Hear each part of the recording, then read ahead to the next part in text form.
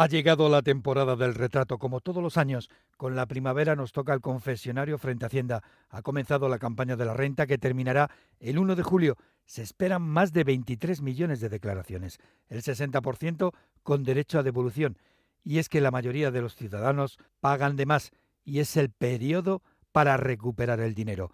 Colbert, el que fuera ministro de Finanzas del Rey Sol, decía que el arte de recaudar impuestos consiste en desplumar el ganso sin que éste grazne. Pues eso. Por cierto, según el Instituto Juan de Mariana, España es el país europeo donde más ha subido la presión fiscal en los últimos años, hasta el 38%, a poco más de un punto de la media europea. Por comparar, solo por comparar, la convergencia económica, el PIB por habitante español, está a más de 10 puntos del promedio continental.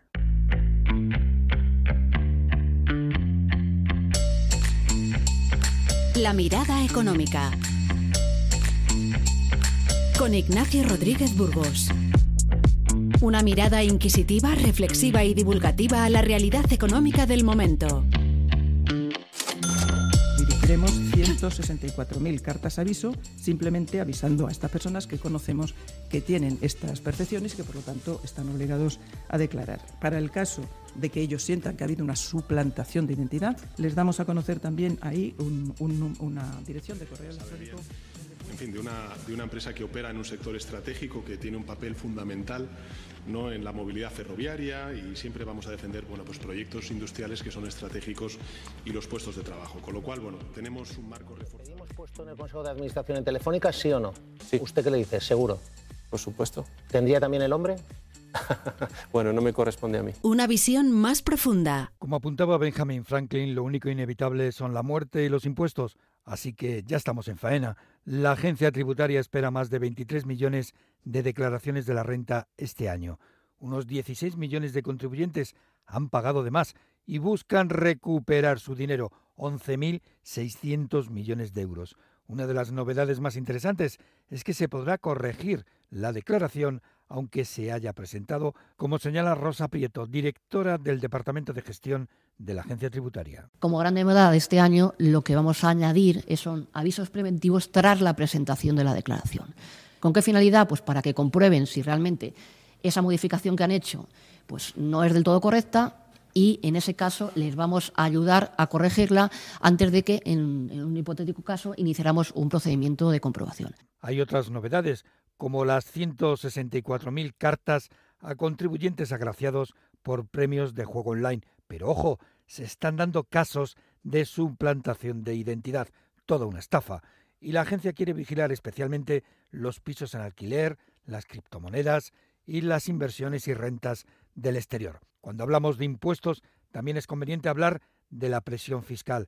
España es uno de los países, el país europeo que más ha subido la presión fiscal en los últimos años. Se ha pasado del 32 al 38% desde 1995, según el Instituto Juan de Mariana.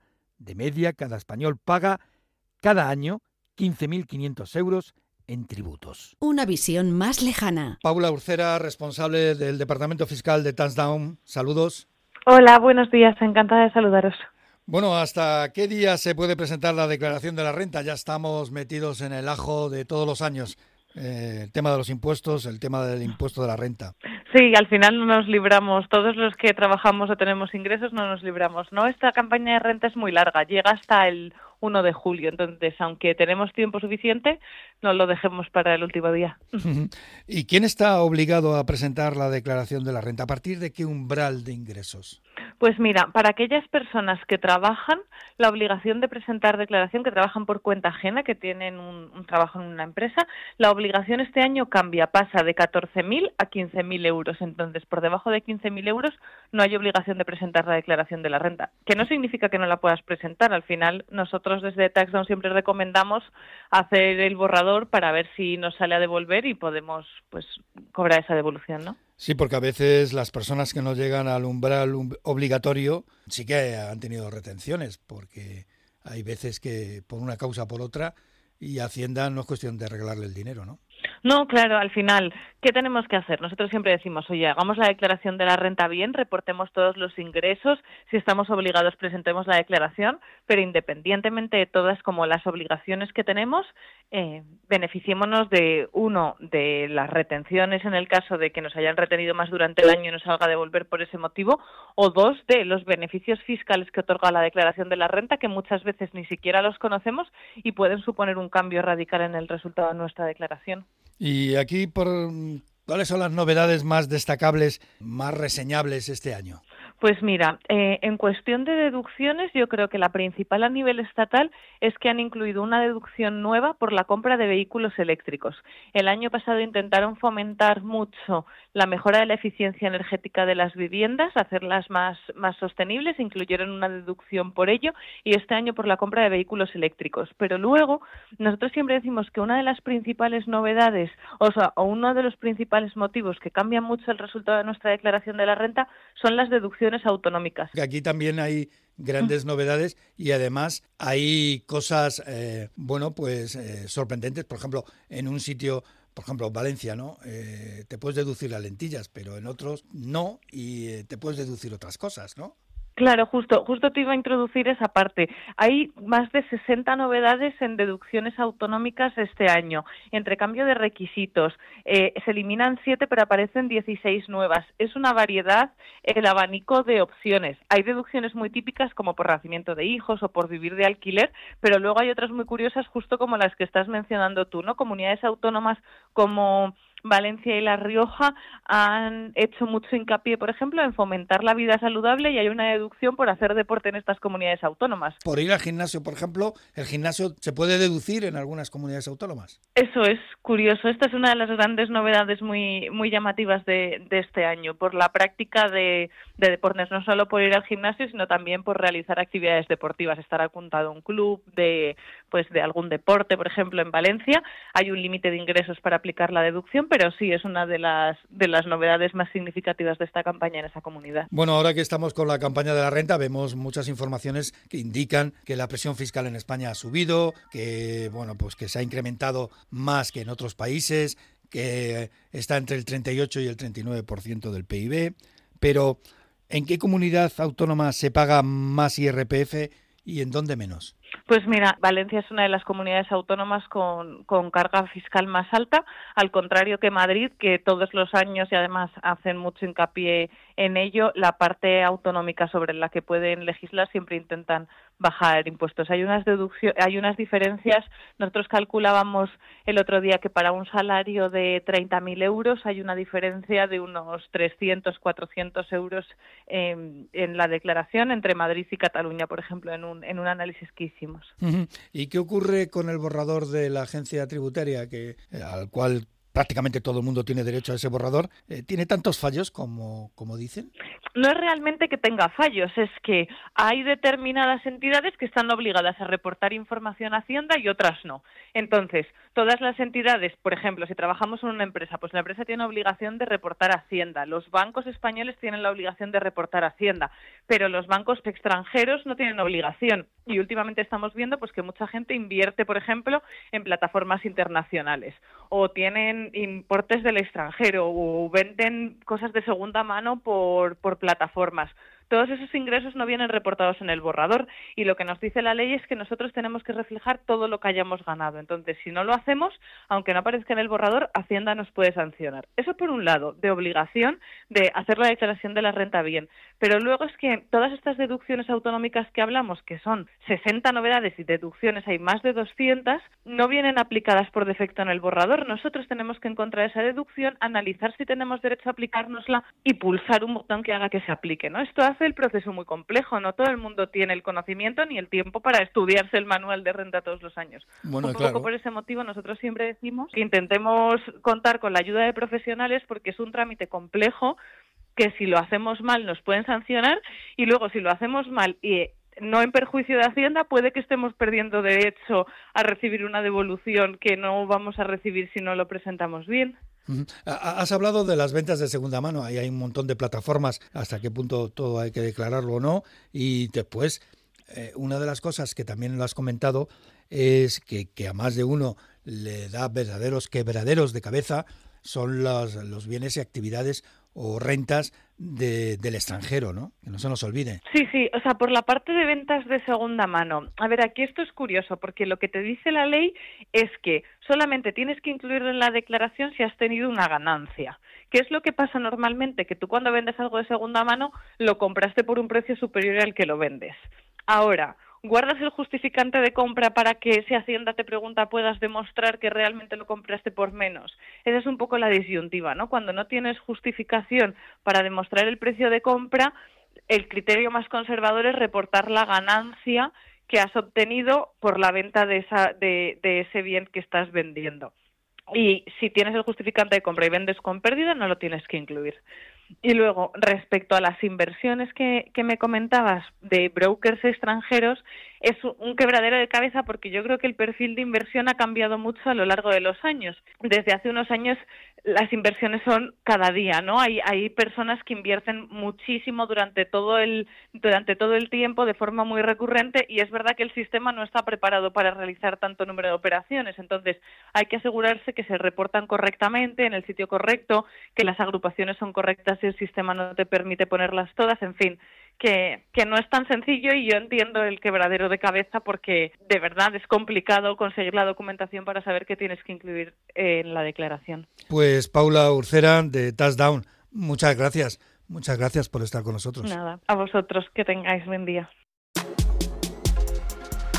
Lo más destacado. Hemos tenido una Semana Santa pasada por agua, el turismo sufrió a última hora los embates del temporal. Pero antes dio tiempo a cerrar más de 1 millón de contratos. En marzo el paro bajó en más de 33.000 personas y las afiliaciones a la Seguridad Social ya rozan los 21 millones de ocupados y gracias especialmente al empleo creado en la hostelería y en el comercio, en el sector servicios.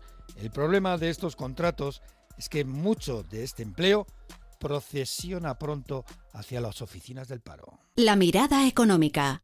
En el mundo de la energía se viven fuerzas contradictorias. Por un lado, los conflictos y las tensiones crecientes en Oriente Medio están empujando al alza el coste del petróleo. El barril de crudo supera claramente los $90 porque se teme que haya problemas en el suministro ante la escalada de la violencia.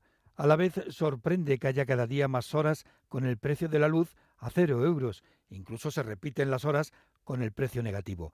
Algo bueno para el consumidor, pero que no es nada interesante para el sector ni para las inversiones futuras, como reconoce la vicepresidenta Teresa Rivera. Obviamente, precios cero no dejan margen o trastocan, si se reproducen demasiado a menudo, los planes de inversión y de recuperación de la inversión de los inversores. Y ya tenemos una herramienta más para controlar y supervisar los fondos europeos. En este caso, se trata de ELISA.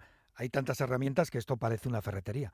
El ministro Carlos Cuerpo, en las jornadas de Metafuturo, anunciaba el nuevo programa de supervisión. Se han ejecutado algo más de 34.000 millones de euros. Quizá lo que más me interesa del plan es cómo acaba llegando a la economía real y cuál es el impacto que esto acaba teniendo, no solo a corto, sino a medio plazo. Por cierto, la Fiscalía Europea ha destapado un fraude en Italia de 600 millones de euros con los fondos Next Generation. Hay una veintena de detenidos.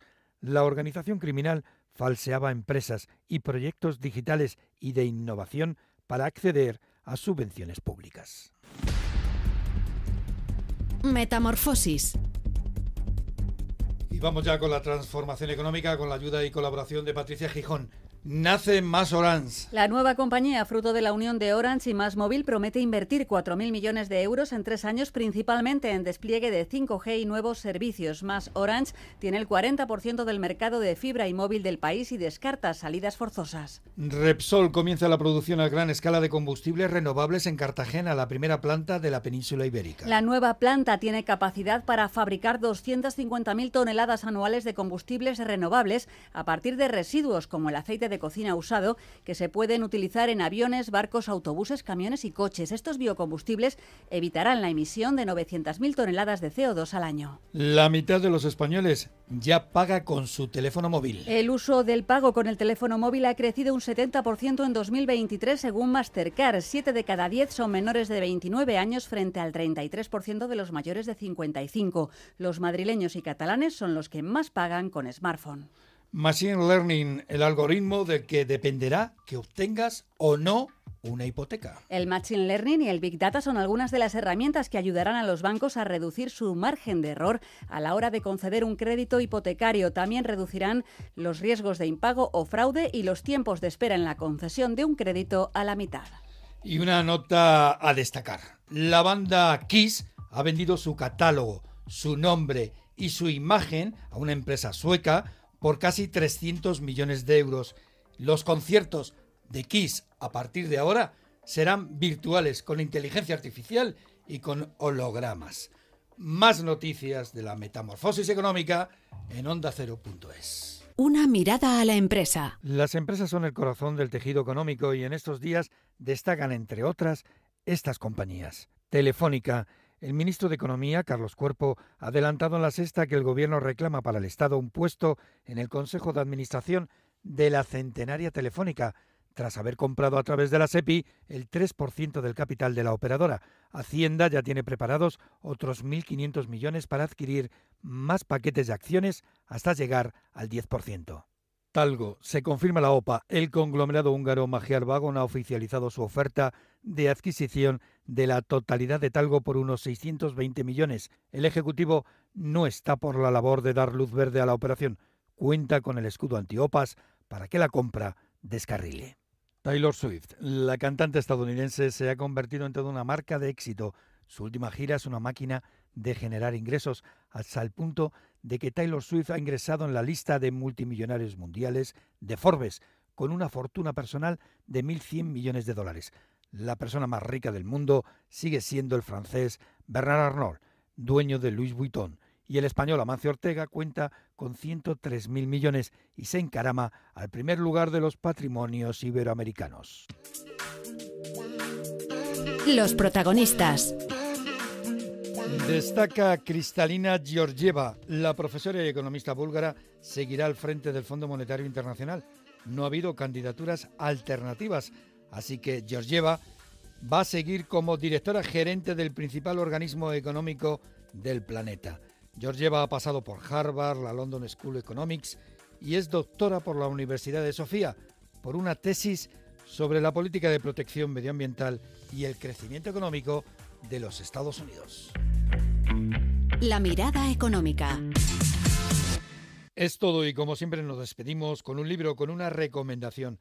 Esta vez, Los ricos no pagan impuestos, de Carlos Cruzado y de José María Mollinedo, de la editorial Capitán Swing. Es todo. Muchas gracias por su atención. La mirada económica.